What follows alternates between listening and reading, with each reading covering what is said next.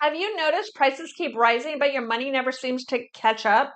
You want to invest to increase your chances of winning the rat race, but it feels hard because where do you actually find the money to start? I get it. I'm trying to build a 10-tier investing milestone, and the hardest part right now for me isn't investing, it's funding it. Welcome to day 22 of this series, where I'm sharing how investing can help beat inflation, how I'm investing when money's tight, and how compound interest will help you build wealth so you can finally have a secure future. I'll also show you how I'm funding this series without touching my emergency savings or risking what I already have.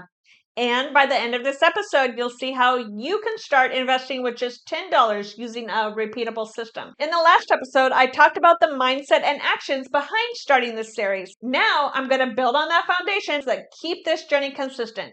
My mission is simple for this first milestone: to teach beginners how to invest using small, repeatable actions.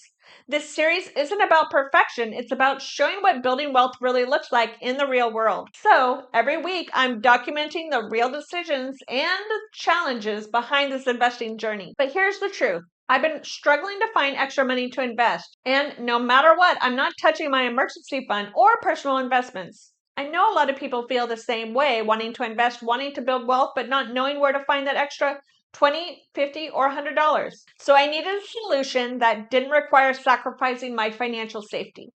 For some people, that might be interest earned, cashback rewards, refunds, or small recurring inflows. For me, I decided to use only the interest earned on my emergency savings, which I keep in a high yield savings account. High yield savings accounts are a popular low risk way to earn passive income. They pay competitive interest on the money you deposit, providing steady earnings. A traditional savings account might pay around 0.01%, literally $1 a year on $10,000. But a high yield savings account can earn up to 4% and generate closer to $400 a year on that same balance. I opened up a high yield savings account specifically for this series, where the interest I earn each month from my emergency fund can be redirected into my investments, and that money has the potential to grow even more, with the stock market long-term average near 11%. And the best part, I'm not investing my emergency fund, that stays untouched.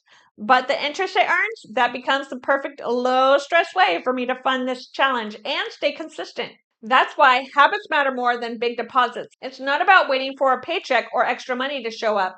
It's about building a system where small, predictable amounts compound over time. And redirecting that interest into investments reinforces the habit of taking small, intentional actions, and that's what long-term wealth is built on. So, are you willing to risk small wants now for a better financial future? If you are, what's the one thing that you regularly spend $10 on each week? Is it Starbucks, Uber Eats, streaming extras like Hulu or HBO?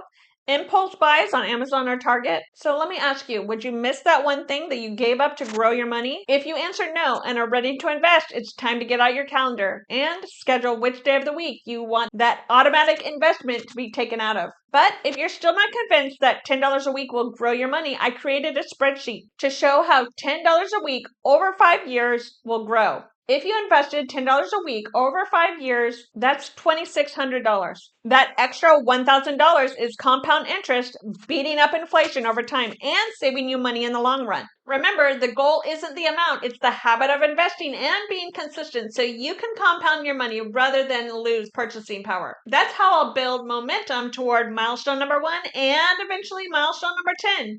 Habits create results. By investing consistently, even small amounts develops discipline, builds momentum, and proves that steady action always beats sporadic effort.